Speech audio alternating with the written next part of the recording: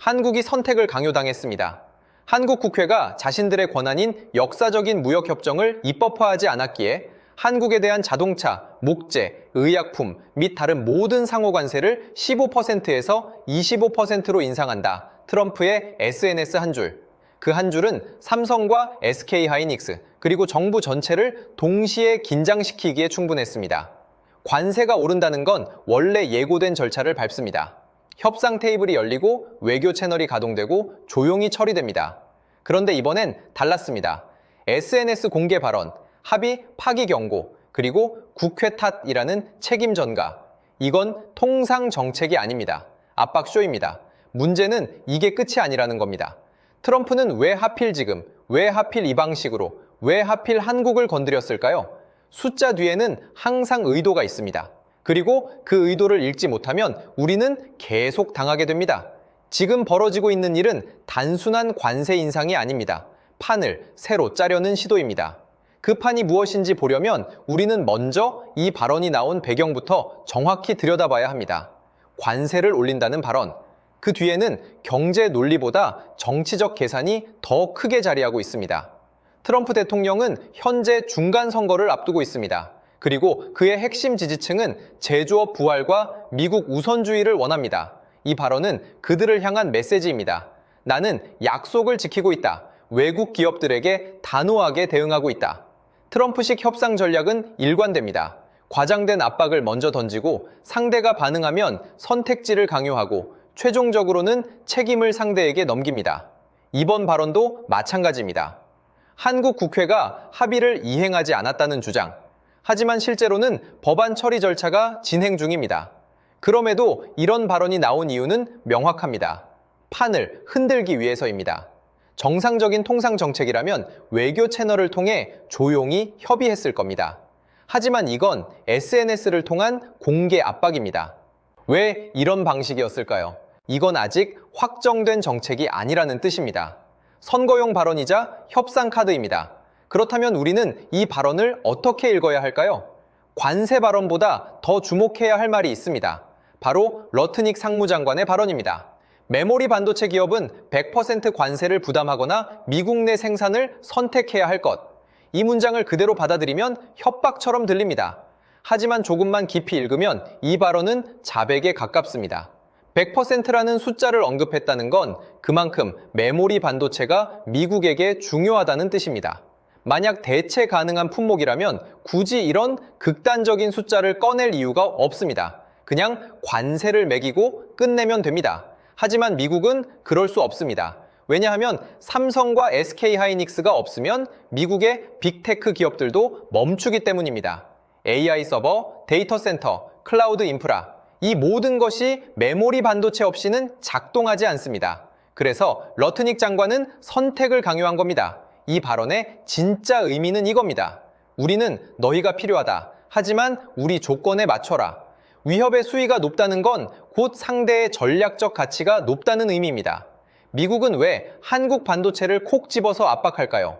답은 간단합니다. 대체할 수 없기 때문입니다. 삼성전자와 SK하이닉스, 이 두 기업이 전 세계 메모리 반도체 시장의 65% 이상을 점유하고 있습니다. 미국 기업인 마이크론도 있지만 기술력과 생산 규모에서 한국을 따라오지 못합니다. AI 시대가 본격화되면서 메모리 반도체 수요는 폭발적으로 증가하고 있습니다. 그리고 그 공급망의 중심에 한국이 있습니다. 이건 단순한 기술 경쟁이 아닙니다. 공급망에서 빠질 수 없는 국가라는 구조적 위치입니다. 미국의 압박은 역설적으로 한국 반도체의 전략적 가치를 증명하고 있습니다. 만약 한국이 전략적으로 중요하지 않았다면 트럼프는 이렇게까지 신경 쓰지 않았을 겁니다. 그렇다면 만약 관세가 정말 25%로 오른다면, 혹은 러트닉 장관이 말한 100% 관세가 현실화된다면, 감정적인 예측은 잠시 접어두고 현실적인 시나리오 3가지를 봅시다. 첫 번째, 미국 내 생산 확대 압박. 삼성은 이미 미국에서 반도체를 직접 만들 준비에 들어갔고 SK하이닉스도 패키징 시설을 시작으로 미국 반도체 공급망 안으로 한 발을 들여놓은 상태입니다. 하지만 미국은 더 많은 투자를 요구할 겁니다. 문제는 비용입니다. 미국 내 생산은 한국보다 3배 이상 비쌉니다. 두 번째, 관세 협상 카드로 소진될 가능성. 트럼프 정부는 관세를 협상 도구로 자주 사용합니다. 이번에도 실제 부가보다는 더 많은 양보를 이끌어내기 위한 수단일 수 있습니다. 세 번째, 장기적으로 기술 자립 경쟁 심화. 미국이 자국 내 반도체 산업 육성에 본격적으로 나선다면 한국은 기술 우위를 유지하기 위한 더 큰 투자가 필요해집니다. 이 세 가지 시나리오 모두 대가와 선택의 문제입니다. 이 문제는 더 이상 기업만의 문제가 아닙니다. 국가 전략의 문제입니다. 한국 정부는 지금 세 가지 선택지 앞에 서 있습니다. 첫 번째, 미국 요구를 전면 수용, 대미 투자를 대폭 확대하고 미국 내 생산 비중을 높이는 것. 단기적으로 관세 압박은 피할 수 있지만 장기적으로 경쟁력이 약화될 위험이 있습니다. 두 번째, 시간 벌기 전략. 협상 테이블에서 시간을 끌며 트럼프 정부의 입장 변화를 기다리는 것. 하지만 그 사이 불확실성은 커집니다. 세 번째, 기술과 공급망을 지렛대로 삼기. 한국 반도체 없이는 미국도 어렵다는 점을 협상에서 적극 활용하는 것. 가장 공격적이지만 가장 위험한 선택입니다. 어떤 선택을 하든 그 대가와 책임은 우리가 져야 합니다. 정답은 없습니다. 하지만 선택은 해야 합니다. 지금까지 우리는 관세율이라는 숫자 뒤에 의도를 읽었습니다. 미국이 가하는 압박, 그 이면의 숨은 계산을 짚어봤습니다. 그리고 가능한 선택지들을 비교했습니다. 하지만 여전히 답하지 못한 질문이 하나 남아 있습니다. 한국은 지금 어떤 방식으로 이 판을 읽고 있는가? 미국은 조건을 제시했습니다. 한국은 아직 그 조건에 대한 입장을 명확히 정리하지 못했습니다. 그리고 그 불명확함 자체가 국제사회에는 하나의 메시지로 읽힙니다. 국제협상에서 침묵은 중립이 아닙니다. 유보는 전략이 될 수도 있지만 상대에게는 주도하지 않고 반응만 한다는 신호로 읽힐 수 있습니다. 이번 사안의 본질은 관세율 몇 %가 아닙니다. 한국이 협상 테이블에서 어떤 위치에 서게 될 것인가를 보여주는 분기점입니다.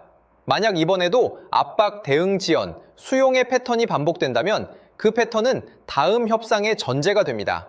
반대로 한국이 전략적 가치를 근거로 대등한 조건을 제시한다면 그 결정은 이후 협상의 기준점을 새롭게 설정합니다. 반도체는 단순한 산업이 아닙니다. 한국이 협상 테이블에서 갖는 핵심 카드입니다. 그 카드를 유지하느냐, 아니면 조건을 받아들이며 조금씩 내어주느냐, 그 선택이 지금 이루어지고 있습니다. 이제 묻겠습니다. 한국은 어떤 선택을 해야 할까요? 요구를 받아들이며 타협해야 할까요? 아니면 반도체라는 전략적 카드를 끝까지 활용해 대등한 조건을 요구해야 할까요? 압박에 반응하는 국가로 남아야 할까요? 아니면 협상의 주도권을 쥐는 쪽이 되어야 할까요? 댓글로 여러분의 생각을 남겨주세요. 이 영상이 도움이 되셨다면 구독과 좋아요로 응원 부탁드립니다. 다음에도 이슈의 이면을 파헤친 분석으로 찾아뵙겠습니다. 끝까지 시청해주셔서 감사합니다.